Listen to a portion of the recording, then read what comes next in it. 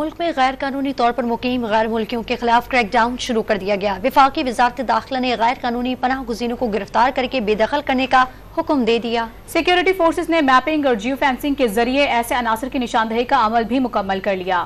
اسلام آباد سے 64، پشاور سے 52 اور راجن پور سے 185 غیر قانونی افغان باشندوں کو واپس بھیج دیا گیا۔ حراستی مراکز میں تارکین وطن کی رجسٹریشن اور ویریفیکیشن کا عمل جاری ہے۔ زیر حراست پناہ گزینوں کی ملک بدری کا شیڈول بھی جاری کر دیا گیا۔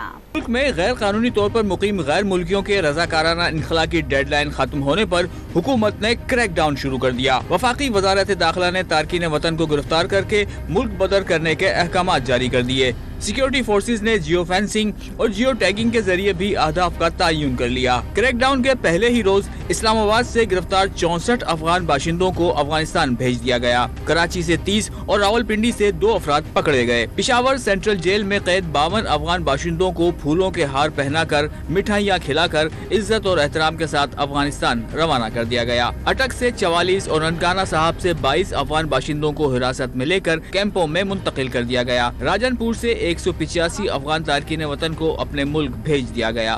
لاہور میں میپنگ مکمل کر کے غیر قانونی افراد کے ہاٹ اسپاٹس کا تعین کر لیا گیا۔ ہولڈنگ سینٹرز میں نادرا کے ذریعے رجسٹریشن اور ویریفیکیشن جاری ہے، جس کے بعد انہیں ملک بدر کر دیا جائے گا۔ 1 اور 2 نومبر کو آزاد کشمیر، گلگت بلتستان اور اسلام آباد سے مہاجرین کو روانہ کیا جائے گا۔ 3 اور 4 نومبر کو سندھ اور بلوچستان، جبکہ 5 اور 6 نومبر کو خیبر پختونخوا میں مقیم غیر قانونی پناہ گزینوں کو واپس بھیجا جائے گا۔ سنگین جرائم میں انڈر ٹرائل اور سزا یافتہ افغان شہریوں کو بے دخل نہیں کیا جائے گا، بلکہ وہ قانون کے مطابق اپنی سزا بھگتیں گے۔ گزشتہ روز مزید 21,500 باشندوں کی واپسی کے بعد پاکستان چھوڑ کر جانے والوں کی تعداد 1,26,000 تک جا پہنچی ہے۔